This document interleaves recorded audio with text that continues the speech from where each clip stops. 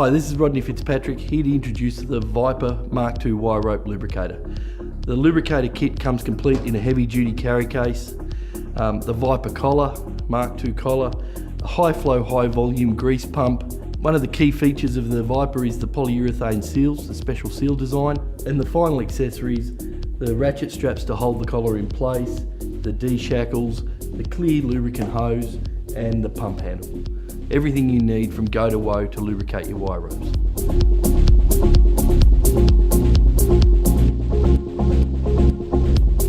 Now that we've identified the major components, it's time to assemble the high flow drum pump onto your lubricant container. Push the follower plate down onto the top of the lubricant until you remove all of the air from above the grease. Once the follower plate is in position inside the pail, it's time to put the drum cover onto the top of the pail.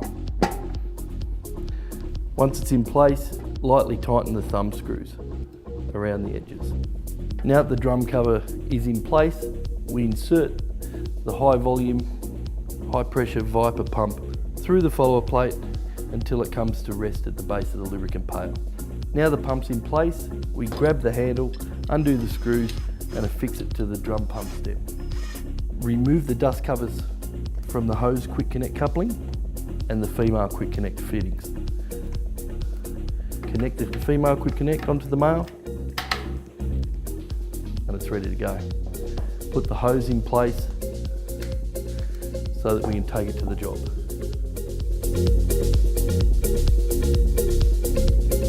With the pump all assembled now, I'd like to just mention the different components. We've got the air regulator here, we've got an on-off air control valve, and we've got the grease control valve.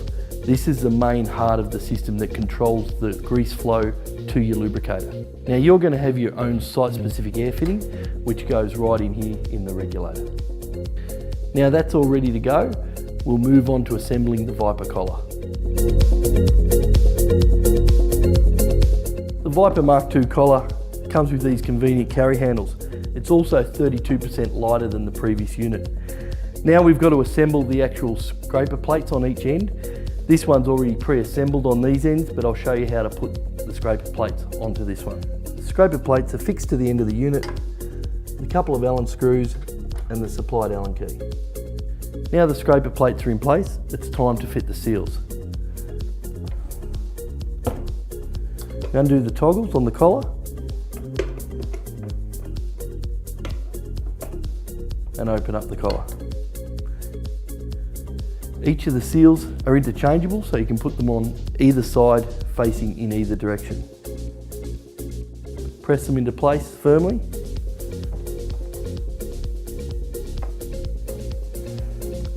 And the collar's ready to go. So now we'll just nip up the toggles and then we'll fit a couple of D-shackles to allow us to fit up the shoulder strap so we can carry it to the job site. Fit the D-shackle to the collar.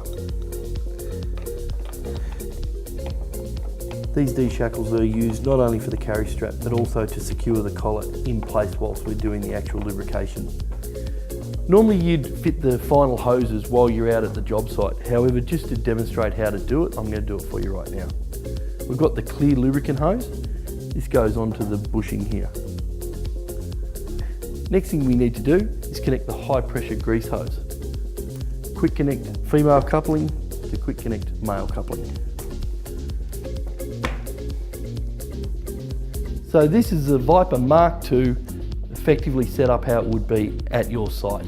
You've got the grease pump feeding high pressure grease into the Viper collar, wire rope going through being lubricated, excess lubricant coming out the excess grease hose.